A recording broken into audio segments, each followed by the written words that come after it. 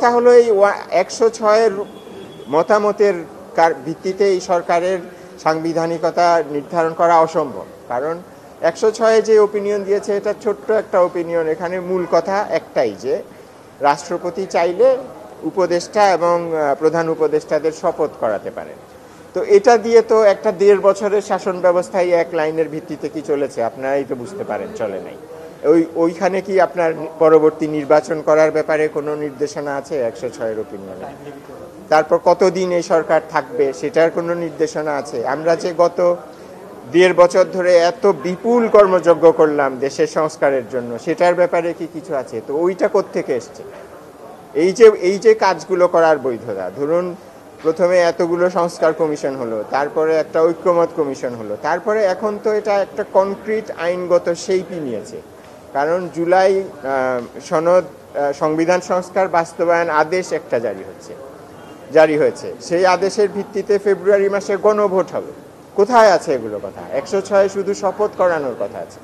কাজে আপনি 106 দিয়ে তো এই সরকারকে ব্যাখ্যা করা অসম্ভব, এবং এই 106টা একটা কোনো প্রয়োজন নাই এই সরকারকে ব্যাখ্যা করার জন্য। এই সরকারকে ব্যাখ্যা করতে হবে আমরা জনগণ কি চেয়েছি, গত 1.5 বছর ধরে আমরা কি করছি, এবং আমরা ফেব্রুয়ারি পর্যন্ত কি করে একটা নির্বাচিত সরকারের হাতে ক্ষমতা হস্তান্তর করব। কাজেই এটার বৈধতার ভিত্তি হলো প্রয়োজনীয়তা, জনগণের চাহিদা এবং জনগণের সার্বভৌমত্ব। এবং এই একটা দিক থেকে হয়তো সংবিধানের 7 অনুচ্ছেদটা রেলেভেন্ট, কারণ ওখানে লেখা আছে যে জনগণ সকল ক্ষমতার মালিক।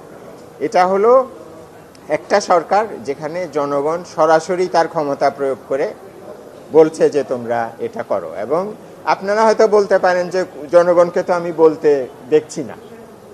দেখছি না, কোথায় সভা করে তো জনগণ সেটা বলেনি। কিন্তু যখন এই সরকার কাজগুলো করছে, আমরা জনগণ যখন এটাকে মেনে নিচ্ছি, তার মাধ্যমে আমরা এটাকে অ্যাপ্রুভ করছি।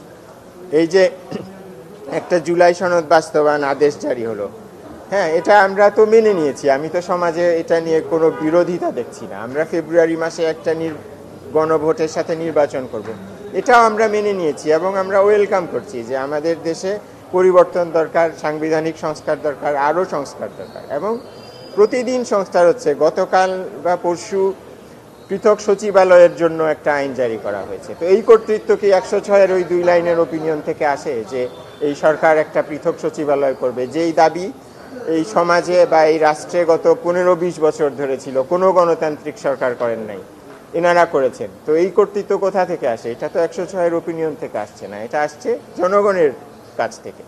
কাজেই এটার ভিত্তি হলো সেই জনগণের আকাঙ্ক্ষাটাই। 5 তারিখ থেকে 8 তারিখ পর্যন্ত তো আমরা সরকারবিহীন ছিলাম। কাজেই একটা দেশ তো সরকারবিহীন অবস্থায় চলতে পারে না। কাজেই আমাদের একটা সরকার দায়িত্ব নেওয়ার প্রয়োজন ছিল, এবং এই সরকারকে জনগণই দায়িত্ব দিয়েছে। কারণ জনগণ বলেছে আমরা চাই।